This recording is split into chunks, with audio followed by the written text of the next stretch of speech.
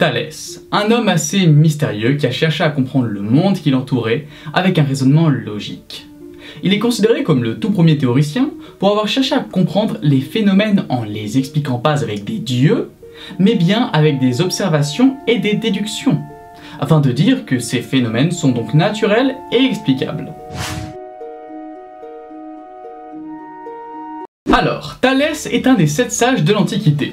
Il est né en moins 625 à Milet et est mort en moins 545 encore à Milet. Pour vous situer, Milet, c'est dans l'actuelle Turquie.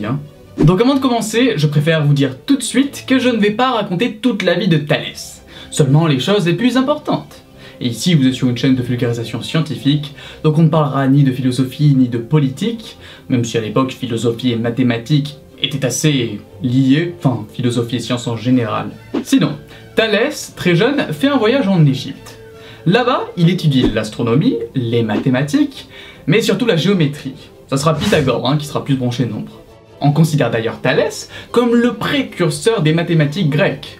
Comme exemple des avancées mathématiques qu'il a pu faire, il y a le fait que dans un triangle isocèle, il y a donc 2 côtés égaux et les angles de la base sont aussi égaux. Comme autre exemple, il y a aussi le fait qu'un triangle construit dans un cercle, dont le plus grand côté est égal au diamètre, et bien ce triangle sera forcément un triangle rectangle.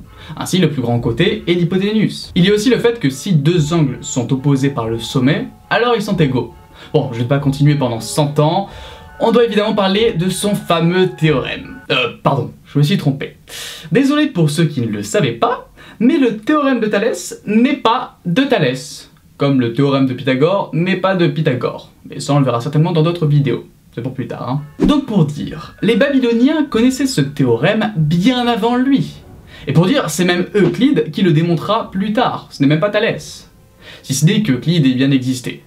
Ça on le verra encore plus tard si on fait une vidéo sur Euclide. Bon, sinon le théorème de Thalès, désolé mais je ne vais pas en parler. Il y a plein de vidéos sur des chaînes comme Yves Monca ou Michael Launay, vous le voyez en 4e ou en 3e, donc si vous ne le connaissez pas, allez sur ces chaînes. Donc pour continuer, on parle d'Égypte, de mathématiques, comment sauter les fameuses pyramides de Gizeh, ou plus précisément la pyramide de Khéops. Et oui, Thalès de Milet a mesuré la pyramide de Khéops avec son intelligence.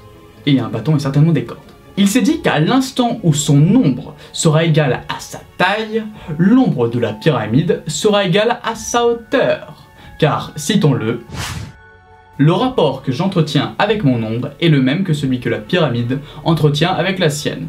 Évidemment, c'est une traduction. C'est un fou, il lui suffisait juste de quelques mesures et d'une application de son théorème pour mesurer la pyramide. À son plus grand exploit, Quoique, savez-vous qu'est-ce qu'une éclipse? Bon, si vous êtes un minimum normal, oui. Donc on va dire que oui. Bon, en gros, Thalès est le premier à en avoir prédit une. Et ça survient pile lors d'une bataille entre les Mèdes et les Lydiens. Un ancien peuple iranien contre un ancien pays d'Asie mineure. Donc en gros, il y a une bataille et vous avez Thalès qui arrive en plein milieu et qui dit « Regardez bien, la lune va cacher le soleil. » Une éclipse. Mais que fout-il ici le gars tout simplement Bon, il est fort quand même le Thalès, il arrive à mesurer la pyramide de Khéops, il arrive à prédire des éclipses, il ne manquerait plus qu'il arrive à être riche rien qu'en claquant des doigts, et il deviendrait Tony Stark. Mais attends... Bon, comment a-t-il fait pour devenir riche? On voudrait tous savoir comment. En gros, Thalès avait une bonne réputation, mais il était fauché. Alors, les gens se moquaient de lui, Logique, quand quelqu'un est pauvre, on se moque tous de lui. Attends. Donc Thalès, pour montrer une chose que je vais dire après, il se dit, bon je vais être riche, pas le choix. Donc avec quelques observations météorologiques à la sortie de l'hiver, il prédit cette fois-ci une excellente récolte d'olives. Donc il va louer tous les pressoirs de la région, pas cher évidemment, et il va les sous-louer à un prix important. Ce qui au passage est totalement illégal actuellement. À peine. Et tout ça pourquoi?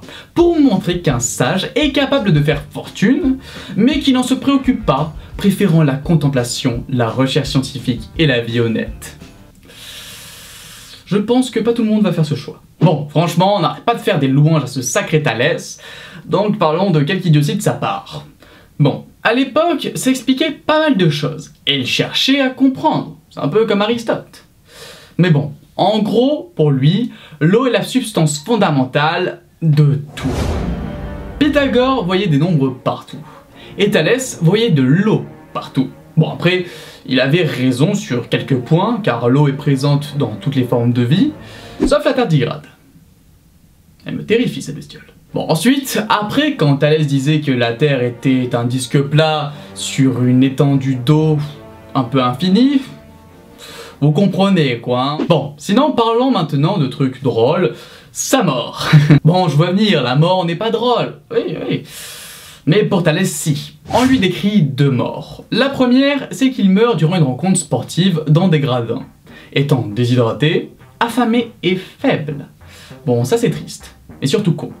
La deuxième mort qu'on lui décrit, c'est qu'il marchait tranquillement en regardant le ciel, et que comme un abruti, il tomba dans un puits. Bon, là je vous mens depuis le début, parce qu'il n'y a pas de deuxième mort, car il a survécu au puits ce con. Donc le gars, il devient riche quand il veut. Il mesure la pyramide de Khéops, il a fait avancer les mathématiques, il prédit des éclipses, et en plus, il survit quand il tombe dans un puits. Franchement, bravo. Bon, on va s'arrêter là pour Thalès aujourd'hui, même si on aurait pu parler d'astronomie, car il a quand même décrit la grande ourse pour les marins, mais aussi il a mesuré une année, mais aussi l'intervalle des solstices aux équinoxes, mais aussi évalué le diamètre du soleil et de la lune, mais aussi l'observation de l'amas le plus proche, mais aussi de la position d'étoiles et d'autres amas. Ah bah c'est bon, on a parlé d'astronomie, hein. Comme quoi, des fois, des énumérations à la con, ça passe. Ou pas.